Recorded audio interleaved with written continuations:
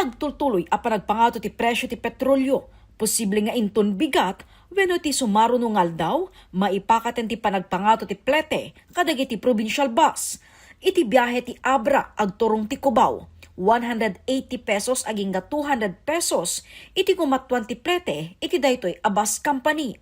Manipod 800 pesos a plete ti regular bus, posible nga agbalin a 980 pesos, idinto ti 900 pesos a plete ti VIP, posible nga agbalin a 1,100 pesos. Manipod 8 a bus ti biyahe da kada aldaw, inem a bus laengen ti agbiyahe kada gitoy. Banag ang makaapektar kadagiti empleyado ti kumpanya. Ang ano kasi namin dito sa Dominio, ma'am, daily wage kami. Siyempre kung dati sa kinsenas nila, nabubuo nila yung araw nila, maaari mabawasan niya, magiging less 10 o 12 days na lang ang pasok nila. Halimbawa, yung oras ay 8:30 ng umaga, pinapa-start namin ng bus mga alas 8:20 na bago magpasakay. Siyempre, makonsumo rin yung diesel. Pag maaga pa lang, ini-start na. No dati, posible ang makabakasyon ni Francis iti probinsya Manipod Manila a pagtrabtrabahuan na. Ita, imbes a pagplete na, ipawit na laengen iti pamilya na. Wala po kaming magagawa, ma'am, kung yun ang ma'am, mangyayari. Hindi ka na magbabakasyon ngayon? Hindi na po, ma'am. Kasi Kailangan ng ma'am eh. Manganganak si Mrs. eh. instead na pamasahe, Ipapadala na lang po. 20 pesos met ti mainayon a plete kadagiti bus nga biyahe agturong iti Vigan City. Manipod 120 pesos, agbalinton a 140 pesos. Idinto agbalin a 115 pesos ti plete dagiti estudyante, PWDs ken senior citizen. Awan met ti pagbaliwan ti biyahe. Awan ti maksay nga lugang ma'am.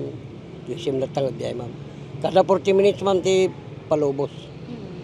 Urawang karga na ma'am ti lugan mapandata. Aminado ti bus driver ani Roger, anakapsot ti kita da tunggal weekdays. Ngem awan maaramidan da, no di iti makigas sang gasat. Anadlata naman ti pampamayaan min, tanang lati panagbiyahe min, tabarang no basbasit ti makonsume nga kwan. O doon, kasi Di dati nga kitkitaan nyo ti may daw sir manutatan. ay kawana naman dakilo na yun at bimasitan nan. Sumurot met ang umato ti prete dagiti bus nga agturong iti Baguio City. Adameten inwar nga abiso ti LTFRB seknan ta probado at taas pasahe kadagiti provincial bus. Iti agdama agay ayam ti 99.95 aging nga 108.80 pesos ti kada litro ti presyo ti diesel. 89.25 aging ga 90.2 pesos ti premium. Ken 88.25 pesos kada litro ti unleaded. Kabayatan na, suportaran ni Solid North Party List Representative Ching Bernos ti lungalong ang maisubli ti libreng sakay program ti gobyerno kasungbat iti krisis ti produkto a petrolyo. Babaen iti daytoy matulungan dagiti estudyante ken daily wage earners ang maapektaran iti panagpangato ti plete.